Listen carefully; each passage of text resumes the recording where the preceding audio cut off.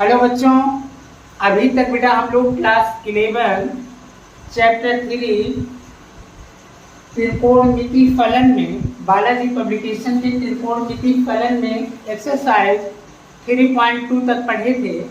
आज हम लोग बेटा देखते हैं प्रश्नावली 3.3।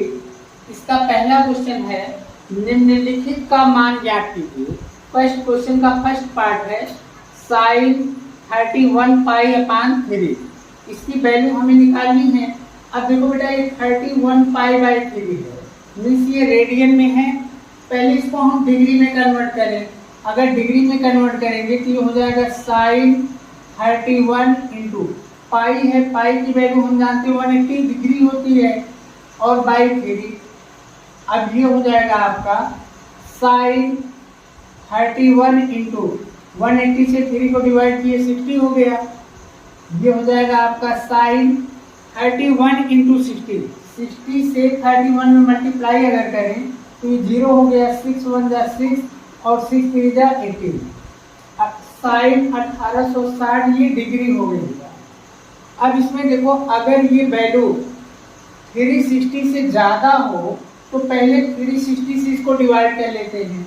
देखो 1860 है, इसको जो है हम 360 से अगर डिवाइड कर लें तो कितना आएगा, 5 टाइम्स आएगा।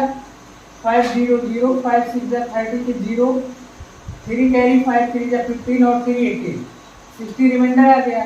इसका ये मतलब हुआ बेटा कि ये जो साइन 1860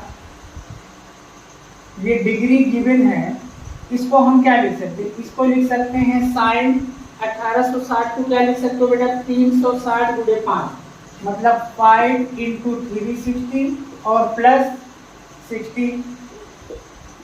अब देखो बेटा एक हमारा फार्मूला होता है sine n 360 plus theta. Sine n 360 plus theta की 360 प्लस करोगे फोर्थ में होता है ये साइन 60, और साइन 60 की वैल्यू कितनी होती है बेटा, √3/2। अब इसके लिए ये फार्मूला जो हम देख रहे हैं बेटा, इसके लिए प्रश्नावली 3.3 के लिए एक इंट्रोडक्शन वीडियो बनाया गया है। तो पहले बेटा अगर कुछ इंट्रोडक्शन वीडियो को आप लोग देख लोगे फिर इसकी कॉन्सेप्ट जितने भी हैं वो आसानी से समझ में आएंगे। बेटा क्वेश्चन नंबर फर्स्ट का सेकेंड पार्ट है cos माइनस 1710 डिग्री। अब cos माइनस 1710 डिग्री का मान चाहिए। हम जानते हैं बेटा cos minus theta equal formula होता है cos थीटा। तो ये cos माइनस 1710 की वैल्यू कितनी हो जाएगी, cos 1710 की। अब देखो बेटा ये 360 से ज़्यादा है तो पहले 360 से इसको क्या करें, डिवाइड कर लें। 360 से हम 1710 को जब डिवाइड करेंगे तो कितना आएगा, 5 टाइम लेके जाएं। 5 0 0 5 6 जा 30 के 0 3 कैरी और 5 3 जा 15 और 3 18 हो गया। अब ये हो जाएगा 0। अच्छा ये 1800 में से 1710 घटाओगे माइनस का 90 आएगा। अब देखो बेटा इसको हम लिख सकते हैं cos 1710 डिग्री को क्या लिख सकते हैं, cos 5 इंटू 360 और माइनस 90।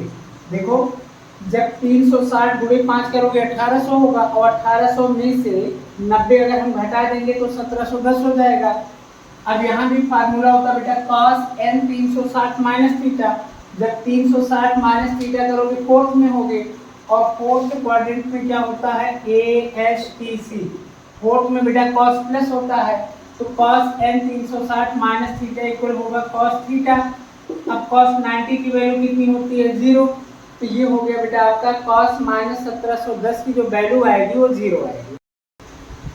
अब देखो बेटा हम लोग का क्वेश्चन नंबर सेकंड है निम्नलिखित में अन्य त्रिकोणमिति फलनों के मान ज्ञात कीजिए। फर्स्ट पार्ट है cos थीटा इक्वल 1/2 और थीटा तृतीय चतुर्थांश में।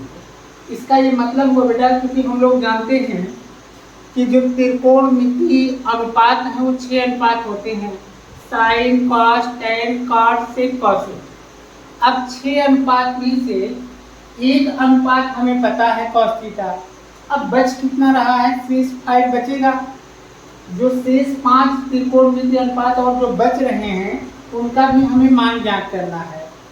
और यहाँ एक कंडीशन कह रहा है बेटा थीटा किसमें है, तृतीय चतुर्थांश में, क्योंकि हम लोग चतुर्थांश इंट्रोडक्शन वीडियो में पढ़े हैं। ये फर्स्ट चतुर्थांश है, इसमें 0 से 90 होता है, सेकेंड में 90 से 180 होता है, थर्ड में 180 to 270 होता है और फोर्थ में 270 to 360 होता है। अब बेटा थीटा कह रहा है तृतीय चतुर्थांश में, ये फर्स्ट है, ये सेकेंड, ये थर्ड और ये फोर्थ। इसमें होता बेटा ए एस टी सी। ये मतलब हुआ बेटा कि जो फर्स्ट है उसमें ऑल पॉजिटिव होता है, जो सेकेंड है उसमें साइन और कॉसिक पॉजिटिव होता है, जो थर्ड है टैन और कॉट पॉजिटिव होगा, बाकी सभी निगेटिव होंगे, और फोर्थ में कॉस और सिक पॉजिटिव होता है, बाकी सभी निगेटिव होते हैं। अब देखो कॉस थीटा इक्वल 1/2 दिया है, कॉस थीटा इक्वल कितना दिया बेटा 1/2। अगर हम कोई एक राइट एंगल ट्रायंगल बनाएं, समकोण त्रिभुज बनाएं, तो cos थीटा बराबर होता है बेटा आधार बटा कर्ण। आधार 1 है, कर्ण 2 है, तो इसका लंब कितना हो जाएगा पाइथागोरस थ्योरम से। जब लंब निकालेंगे तो लंब बराबर क्या होता है, कर्ण का वर्ग माइनस आधार का वर्ग, 2 का स्क्वायर करेंगे 4 और -1 3√3 हो जाएगा, लंब √3 हो गया।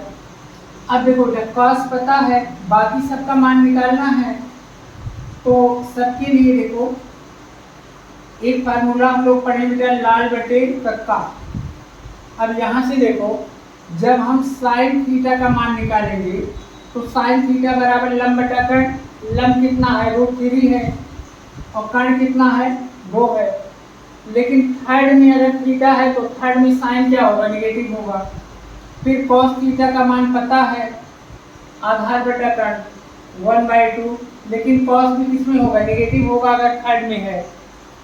उसके बाद अगर हम tan की वैल्यू निकालें, tan थीटा बराबर क्या होता है, देखो tan थीटा लंब बटा आधार होता है, लंब कितना है 1 है, सॉरी लंब कितना है √3 है और अपन आधार कितना है 1 है। थर्ड में tan क्या होगा, tan और cot पॉजिटिव होगा, तो sin cos tan। अब cot निकालें, cot tan का अपोजिट होता है, tan √3/1 है तो cot 1/√3 हो जाएगा। उसके बाद cosec, कॉसिक बेटा किसका अपोजिट होता है, साइन का, साइन √3/2 है तो कॉसिक क्या हो जाएगा 2/√3 हो जाएगा। इसके बाद किसकी वैल्यू चाहिए हमें, सेक की। अब देखो सेक थीटा cos -1/2 है तो सेक क्या हो जाएगा -2/1। अब देखो एक मान हमें cos थीटा पता था, जो शेष 5 बच रहे थे उसकी भी वैल्यू हम लोग फाइंड करेंगे। अब देखो बेटा हमारा सेकेंड का सेकेंड पार्ट है tan थीटा इक्वल 5/12 और थीटा तृतीय चतुर्थांश में है, तो जो और 5 अनुपात बच रहे हैं उनका मान निकालना है। तो बेटा तृतीय चतुर्थांश में ए एस टी हम जानते हैं tan और cot क्या होता है पॉजिटिव, बाकी सब नेगेटिव। अब ये tan थीटा इक्वल कितना दिया बेटा हमारा, देखो tan थीटा इक्वल 5/12 पता है। अगर हम कोई समकोण त्रिभुज बनाएं तो हम जानते हैं tan थीटा क्या होता है, लंब बटा आधार, लंब 5 हो गया, आधार 12 हो गया। अब कर्ण निकालना है, पाइथागोरस थ्योरम से कर्ण बराबर क्या होगा, लंब का वर्ग प्लस आधार का वर्ग। तो अगर हम कर्ण निकालें इसमें से तो ये बराबर होगा √ लंब का वर्ग और प्लस आधार का वर्ग। ये हो जाएगा √5 का वर्ग करोगे 25 होगा और 12 का 144, 125 जोड़ोगे 169 और इसका स्क्वायर रूट निकालोगे 13। इस टर्म देखो बेटा 13 आ गया। अब हमें मान किसका चाहिए, साइन का चाहिए। cos tan पता है, cot sec और cos। देखो एक मान पता था, बाकी पांचों हमें फाइंड करने हैं। अब थीटा तृतीय में है तो तृतीय में बेटा हम लोग जानते हैं ए एस टी सी, तृतीय में tan और cos ये पॉजिटिव होगा, बाकी सभी क्या होंगे नेगेटिव होंगे। तो अब साइन थीटा इक्वल फार्मूला क्या होता है, लंब बटा कर्ण, तो लंब कितना है 5, कर्ण कितना है 13, तो 3 में है तो ये माइनस हो जाएगा। cos थीटा आधार बटा कर्ण, आधार कितना है 12, कण कितना है 13, 12/13 ये भी निगेटिव हो जाएगा। फिर कॉट tan का अपोजिट tan थीटा देखो 5/12 है, तो कॉट थीटा क्या होगा, चेंज हो जाएगा 12/5, क्योंकि थर्ड में है तो tan और कॉट प्लस हो गया। फिर sec थीटा है, sec किसका अपोजिट होता बेटा cos का। अब देखो cos -12/13 है तो sec क्या होगा, पलट जाएगा, -13/12 हो जाएगा। उसके बाद क्या है cosec, cosec किसका अपोजिट होता है sin का, sin -5/13 है तो cosec क्या हो जाएगा, -13/। तो